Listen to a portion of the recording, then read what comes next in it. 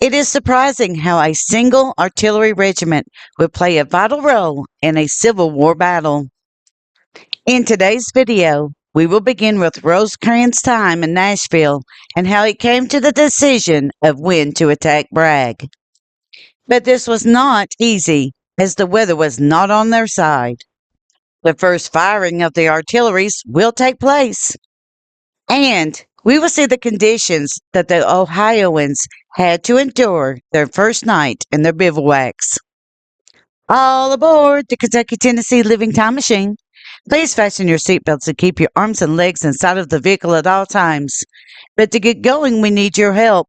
We still need to fire up that time machine to transport us. Please help us by clicking on the like, subscribe, and bell notification buttons down below. Not only does this fire up the time machine for our flight back in time, but it convinces the YouTube algorithm that we need a bigger vehicle to reach more people who love history as much as you do. Now, back to our story. Rosecrans' time in Nashville. The Union Army, under the direction of Ohio Major General William S. Rosecrans, spent the month of November 1862 in Nashville, Tennessee. They were now just 30 miles north of General Braxton Bragg's army's position. Under the appointment and orders of President Abraham Lincoln and Chief of Staff Henry W. Halleck, Rosecrans had to come up with a plan to defeat Bragg and break the spirit of the Confederate Army in the state of Tennessee. But before Rosecrans could march anywhere, he had some major work to do on his troops. The first order of business was to correct disciplinary problems within the Army, improve morale, and rejuvenate his cavalry. With the departure of Buell, it seemed that the Army had lost its purpose. After these problems were solved, Rosecrans did something innovative. He created a pioneer command of combat engineers. These engineers were given the duties of constructing field fortifications, building roads from split logs to ease travel, and to build and repair bridges. But the biggest issue that Rosecrans needed to solve was the lack of rations. By Christmas, Rosecrans was able to store a 2-month supply of rations in the Nashville warehouses. This was a huge feat, as he also had to maintain food for the Army while they were in Nashville. The march to Stones River. Dividing his army into 3 wings, Rosecrans had his army to pull out in search of the Confederate Army. This was not an easy march. Foul weather and constant attacks by Major General Joseph Wheeler slowed the army down. It took 6 days for the Union Army to cross the 30-mile distance. Finally, on Tuesday, December 30th, the Union had reached its destination. However, the troops were exhausted and cold from the adverse weather. Captain Warren B. Edgarton's Battery E, 1st Ohio Artillery Regiment of the Cannoneers, first moved south with and receiving infantry support from Brigadier General Richard W. Johnson's 2nd Division of Major General William S. Rosecrans' Army of the Cumberland.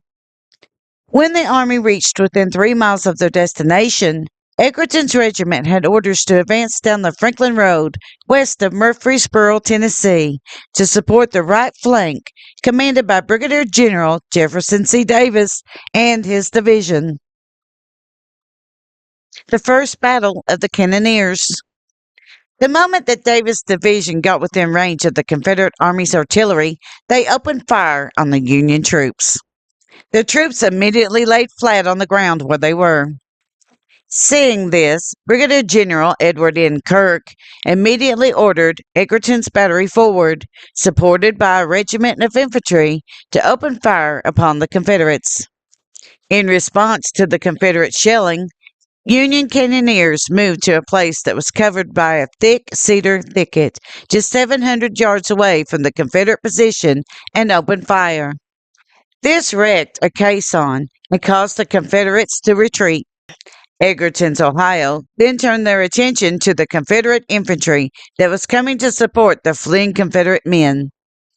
The Union cannoneers kept up a fast pace of shelling the infantry and only stopped when darkness fell. The first night. When the day turned into dusk and the fighting had now ceased, Brigadier General Edward N. Kirk ordered the Ohioans into bivouacs amid a grove of cedar trees to rest as they were tired and famished after the day's fight.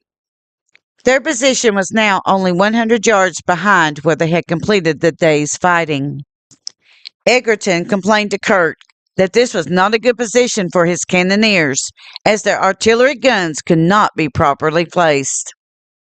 But Kirk assured Edgarton that should the need suddenly arise, there was plenty of infantrymen guarding them, that they would give them enough time to set up the cannons and begin shelling again. The night was not a comfortable one for the cannoneers.